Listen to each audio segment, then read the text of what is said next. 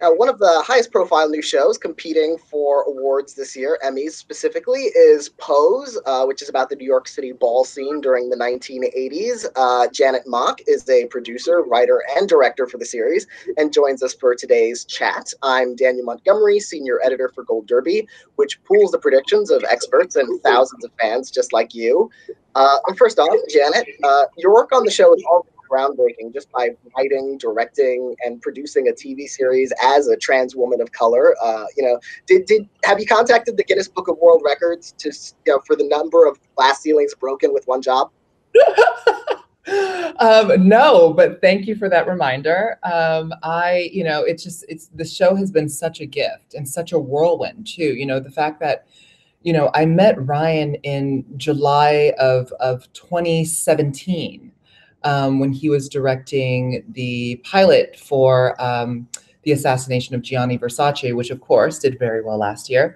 And so it's just such a whirlwind to now be here, nearly 2 years later. And today we just started shooting our second season.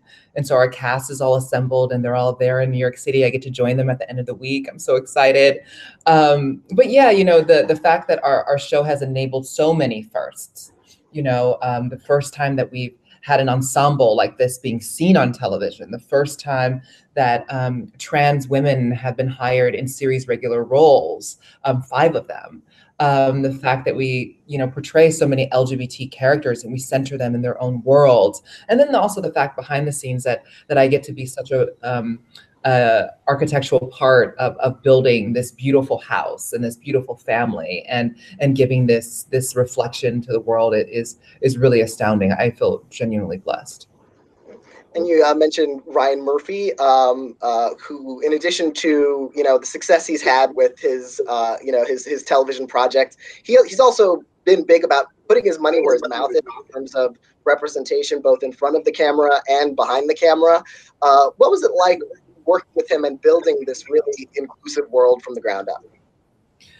Well, I wasn't even one of the first hires when it came to engaging in Ryan kind of building this team, right? I think it really starts with the collaboration with Stephen Canals, who's a co-creator and executive producer this season on Pose. His script served as the inspiration for the launch of our series that he wrote while he was still a grad student in UCLA. And then from there, he engaged many legends and icons within the ballroom community, specifically a lot of people who were featured and who shared their lives in the seminal and powerful portrait by Jenny Livingston, the documentary Paris is Burning. So by employing them and bringing them on as collaborators and co-conspirators, as I like to call them. And then, of course, Jenny Livingston herself was involved in the first season in helping us link up with those subjects and those icons. Our choreographers, our hair and makeup team, of course, our amazing, talented, undiscovered cast of talent. And then, of course, going to me being hired in the writer's room and then recruiting Our Lady J, who of course had her past and her start in Transparent. So yeah, I felt really encouraged when I was recruited that, oh, wait, this is the right kind of team to be a part of. And then on top of that, the fact that Ryan sees show running as advocacy, right? That every single penny that he made on the first season of Pose, he donated to LGBTQ organizations that, really support LGBT youth on the ground up. And that was really important to me as well. And I think it was also important to him. And then on the other hand, being a part of the HALF initiative, a graduate of that, which is Ryan's, goal and initiative to ensure that at least, half of his production is directed by and helmed by women, marginalized communities, LGBTQ folk, and people of color. And so the fact that I'm, an LGBT person, I'm a person of color and also a woman, it kind of like I check all of those boxes. And, I've already gone on to direct for The Politician for its first season. And of course, I'm going back to direct a couple of episodes for its next season. And then, of course, directing for the coming season. And of course, the show is about ball culture, and you mentioned Paris is Burning, which was basically my only entry into that world. How much did you know about ball culture before, taking on the show, and how, what kind of research was involved? Did anything surprise you in what you learned? So I lived in New York City by the time I started working on the show for more than a decade. And so I had gone to balls, and I had a lot of friends, specifically like Twiggy Poochie Garcon, and I was acquaintances with Dominique Jackson, who plays Electra on the show. And so I had been to balls. I never walked a ball, never, never, never. Um, but I had been to balls, and I had, of course, known the world. And before moving to New York City, I had also watched Paris is Burning, and it was kind of one of the single portraits and depictions of LGBT people of color, specifically trans women of color, that I had access to. And so it was really a precious gem to me. And the fact that the ballroom community has been so open and so deeply involved and integral to this process of making Pose has really been the true bridge to making this show possible, because they helped us in the writers' room when they would come in, when our consultants would come in, talking to us about the stories, talking to us about what really went down, talking to us about the struggles and the gaps in outreach that a lot of organizations, specifically when we talk about HIV/AIDS, had with helping that particular community that was so underground. And so without the ball community's involvement, this show would not have been as good, and it really, frankly, wouldn't have been possible. And seeing this depiction of of ball culture, I'm a little mystified watching it, thinking, how has this not been made into a show before? It's so inherently dramatic, inherently competitive, inherently theatrical. And then another aspect that I thought, oh, this is a world that I really should have known about, is how these characters create these families, kind of, they invent their own families, for lack of the ones that they were born into, that they've maybe been rejected out of. What was it like exploring that aspect of kind of chosen family and these structures that are determined by what they need and what they can give other people and what they have to offer? That's what brought me to the project, was this idea of building chosen family, of being discarded and finding a way out of no way, and having other rejects and other people who've been pushed out of their homes and pushed out of their communities and pushed to live underground, to gather together, this group of misfits, the way that Blanca does, when she first picks up Damon in the park. When I read that in the pilot, I was like, I'm dedicating my life to this, because this is important. Number one, because I'd never seen a depiction of a trans woman in this way, where she's the heroine, where she's literally saving another marginalized person's life. When he goes to her in the pilot and he knocks on her door and she lets him in, that's the kind of support that every single person deserves, specifically any kind of LGBTQ youth. And so for me, that was something to invest myself and my time and my energies in.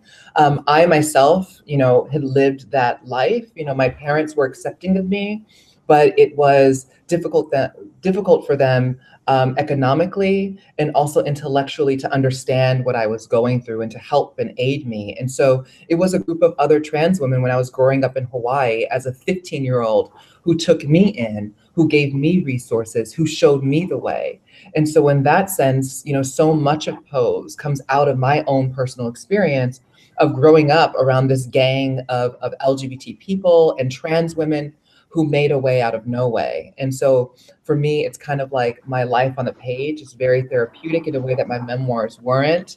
And so it's been a gift. It's been a true gift again to be able to create that accessible depiction on television, because we all know that television is probably one of the most intimate mediums, because we invite these characters into our home to share space with us. And the fact that now, millions of people have watched the show, and who previously probably had never met a trans person in their life, now they've met at least 5 trans people. And that's not even including Praytel and Damon and Ricky and Little Poppy, and all the other, people who fill out our ballroom world, which are, sometimes at some nights it's like 250 background actors in those big scenes. And you mentioned Dominique Jackson, who plays Electra Abundance on the show, and it's part of the diversity of the show that you don't you get trans people not just as heroes, not just as victims, but also as villains. So as I was watching the series, I kept thinking, Electra is terrible, and I also want to be her when I grow up a little bit. What was it like balancing that kind of villainous quality with that really kind of, aspirational aspect to her? Oh my God, I feel like she is one of those just complete gems and rarities in the world. As soon as she came into the room to audition, Ryan said he knew immediately that that was his Electra. And when I say his Electra, Electra really is a creation of his own. I think it's how he sees himself and how he identifies, which is hilarious, because in the room, the character that brings him the most joy is when he's acting out Electra's lines, which are always the lines that we put on the page. And so I think that Ryan has always had this thread in his work, which are misfits, which are people who are marginalized, who live on the margins and brought to the center. And then also these amazing, complicated villains, these strong women who on the outside have this hard, lacquered, shiny shell, but then on the inside have this little something, this little flaw, this little struggle that makes you click and connect to them. And, I think even from episode 2, I remember when there was a scene when Electra, spoiler alert, Electra bails out Blanca from jail, and she gives her this lecture about what ballroom is. You realize, oh wait, she cares about something. She cares about more than just the trophies and winning. She cares about community. She would never say it's community. She would always say it's because of the trophies and the acclaim and the legendary status that she has. But what she's saying is that this is our space. This is what we fight for. And so when you see these layers of her unfold, it makes her an even more delectable character. And I'm just so grateful for the way in which Dominique Jackson speaks her lines and shrugs her shoulders and does these things that you're just like, wait, what just happened? This is kind of genius. And that also is just so Ryan too.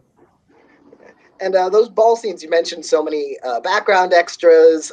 It's just a parade of glorious costumes and sets. What's it like working those scenes, shooting those scenes? Are those the longest scenes to shoot in terms of the amount of time and effort that goes into those? Yeah, our ball scenes are the most, they are the most complicated. And what was so interesting for me when I directed Love is the Message, episode 6, that was the first scenes I shot were our most complicated scenes. I spent 2 full days in a church in Brooklyn, which we use as our ball set for my episode. And it was so overwhelming. Number one, it's just your senses are just overwhelmed, right? You're dealing with not only the 250 background actors, who are largely, a lot of them are first time being in front of the camera in this way on a big production. Then on top of that, we have our crew and our cast of principals and guest actors. You have lighting, you have sound, and then on top of that, you have choreography. And so it's a lot of noise. It's a lot of wrangling of people to pay attention and to be quiet. And then on top of that, you have to, direct your actors who actually have lines in this loud, complicated space. And so they take a lot of time. It's a lot of coverage, a lot of camera angles, a crane that's swooping in and out. And then you have choreographers trying to mirror dance moves and movement for your actors who are featured on camera. And so they're incredibly complicated, but you feel that energy. It translates, I believe it translates on the screen in such a important and vital way. Yeah. And in addition to having ball scenes in that episode you directed, Love is the Message, that's also a really pivotal episode for Billy Porter's character, Pray Tell. He has just going through a lot of emotional transitions and emotional events in that episode for him in particular. And of course, Billy Porter. He's giving this incredibly open-hearted performance. What was it like working with him on this episode, given how important it was for that character? When Ryan called me, he had just got out of the shower. It was very strange. And he was just like, Janet, I have just had a vision. And whole episode has just come down to me in a way that has never before. Like he's never seen a story in that way before. And he started explaining and breaking down what the episode was. And he said, it's about Pray Tell. It's about creating a memorial. It's about love and loss and community.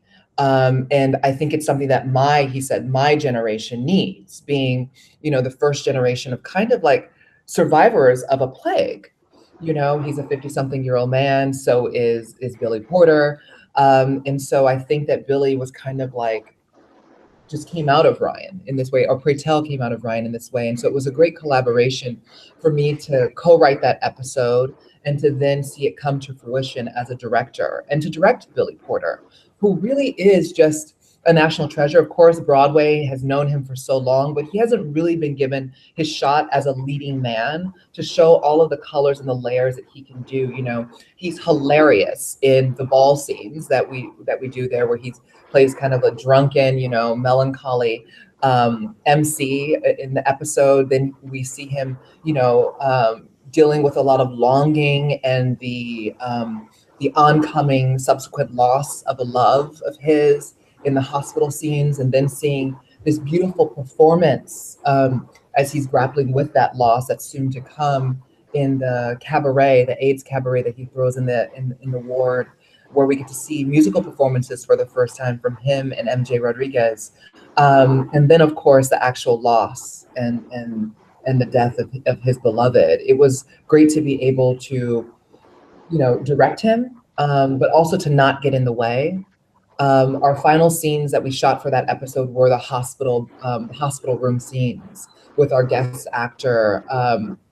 And so it was amazing to be able to helm that particular piece. And I cried almost every day on set. It was just there. The emotional immediacy of that piece never left me. And Ryan always texted me and called me and told me to remember that it's a memorial. This is a memorial. This is a way for us to give back and to give something back to all those who lost and who left us behind.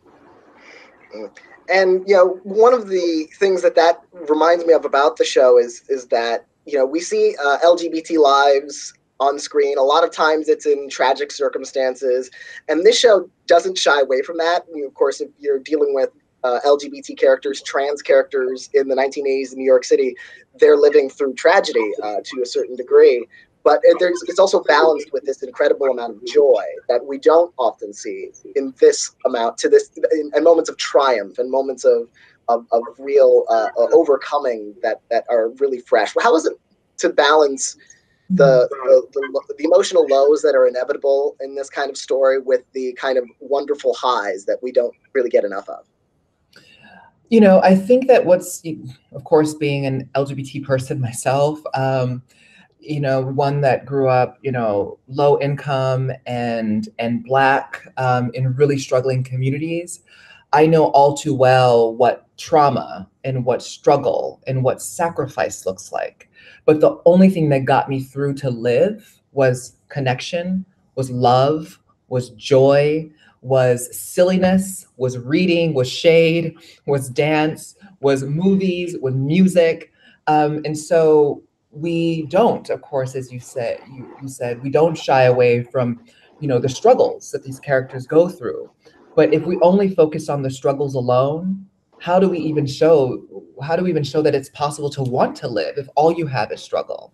And so I think for us, and the majority of our room is LGBTQ, the majority of our writers are LGBTQ, 4 out of 5. And so for us, it really is about the reality of how we live our lives. We don't want to show just a tragic portrait of trauma and violence and lack. We want to show the great gifts that we have and that we give to one another. And again, as I said a little bit earlier, about the ways in which we make a way out of no way. And that sparks creativity, that sparks ingenuity, that sparks so much bravery and courage and resistance and resilience. And so that's so vital for the show. And I think that that's how we find that tone for Pose. And it is a little bit of a, season 1 at least is a little bit of a fairy tale for Blanca, but I think season 2, we're going just a smidge more darker, and just a smidge more deeper into issues of health, of activism, and of course, always reaching and dreaming and seeing where you land in those spaces of want and need. And I know I'm sure you can't reveal very much, but is there anything else you can tease about season 2? Yeah, there's not much that I can say, things that haven't already been said, but a lot of folks don't pay attention to everything, so I'll break it here. We're moving forward. We're starting off in 1990 on the day that Madonna's Vogue song is released. Of course, we know that song kind of was the first huge hit of that decade. We talk really about the possibilities of what that song shows to our characters who before this were just always in the underground. So what does it mean to soon be discovered? And how do they deal with that? And how do they grapple with that? And what does that say to them about the world that they've created for themselves, right? So a lot of it is about that. We dive deep into HIV/AIDS activism, which of course was so huge in the late 80s. And of course, in the early 90s with ACT UP. So we dive deep into that. Sandra Bernhard is, of course, upgraded to series regular. She played our nurse Judy, introduced in my episode, Love is a Message, episode 6. So she's coming back with a big supporting role. And so is Patti LuPone. She's joining us as a recurring character who's going to spar a lot with our heroine Blanca. And what else? There's going to be a lot of beautiful montages, a lot of gorgeous choreography, a lot more voguing because we got a lot of folk from the community said we need more dance. So we're going to do a lot more of that. And then every episode, of course, will have gorgeous, outrageous, even bigger show-stopping ball sequences. Well, thank you very much, Janet Mock, for joining me today. Good luck at this year's Emmys. And everyone watching this, hit like and subscribe and see more from Gold Derby's channel, and click on all of our interviews from this season, this one and upcoming, in our Emmy playlist. Thank you for joining me so much. Thank you so much.